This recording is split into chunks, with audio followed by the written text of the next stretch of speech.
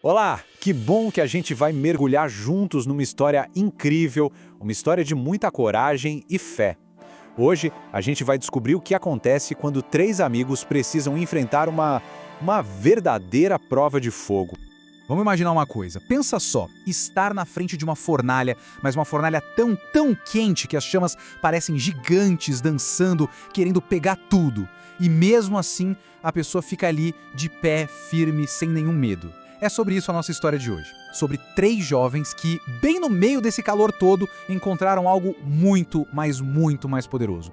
A presença de um amigo incrível que nunca os deixou sozinhos. Então, para começar, a gente precisa viajar no tempo, lá para trás, para um reino muito grande e famoso chamado Babilônia.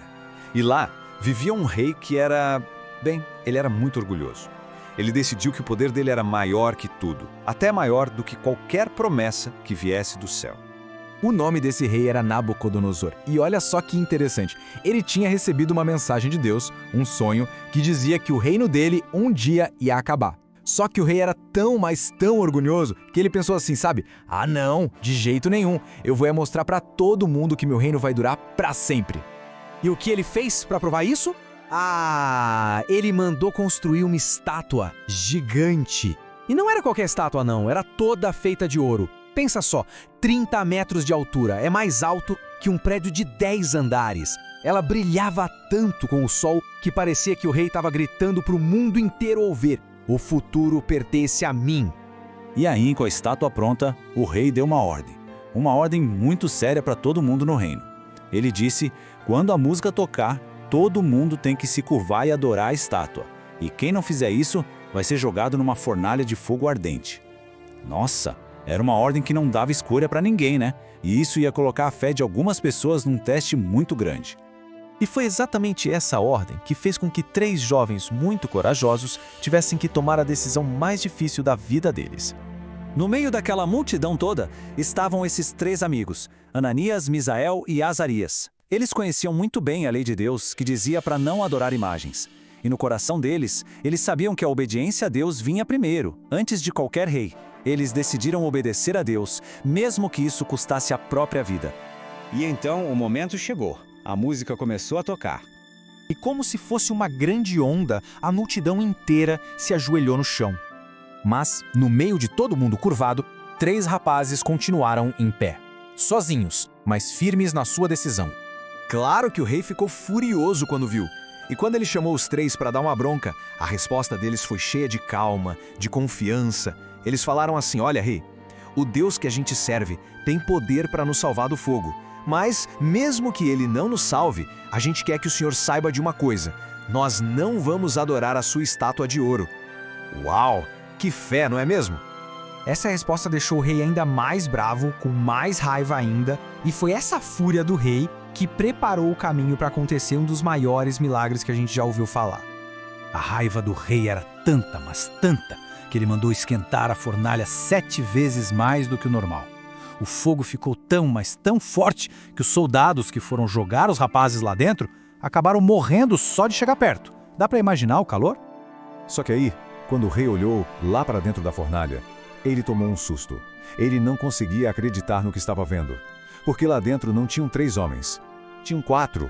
E o mais incrível, eles estavam andando, passeando no meio do fogo, como se não fosse nada. E essa quarta pessoa, ela era diferente. O rei disse que a aparência dele era como a de um filho dos deuses. Era alguém radiante, celestial, um protetor que estava ali, com eles, bem no meio das chamas. Deus tinha enviado ajuda. E essa é a parte mais linda da história. Presta atenção nisso. Eles entraram no fogo. E o que Deus fez? Ele entrou no fogo junto com eles. Quando os rapazes saíram, eles estavam perfeitos, sem nenhum fio de cabelo queimado e nem mesmo a roupa deles tinha cheiro de fumaça. O fogo não pôde fazer nada contra eles, porque Deus estava lá. O milagre foi tão poderoso que o próprio rei Nabucodonosor, aquele que queria que todo mundo o adorasse, ficou maravilhado e reconheceu: não existe outro Deus que possa salvar desse jeito. Aquela prova de fogo virou uma prova do poder e do amor de Deus para todo o reino testemunhar. Então, o que essa história tão incrível nos ensina? O que a gente pode aprender com a lição que veio direto das chamas? Bom, primeiro que ser fiel a Deus nem sempre é o caminho mais fácil, mas com certeza é o que vale a pena. Segundo, isso é muito importante. Deus nem sempre nos livra de enfrentar as situações difíceis. Mas olha que incrível, Ele sempre entra com a gente nelas. E quando a gente se mantém firme, Deus usa isso para mostrar a luz dele para o mundo inteiro. E sabe, na nossa vida, a gente também tem as nossas fornalhas ardentes, não é? Às vezes é a pressão dos colegas para fazer algo errado, ou quando a gente sente medo de alguma coisa, ou precisa tomar uma decisão difícil.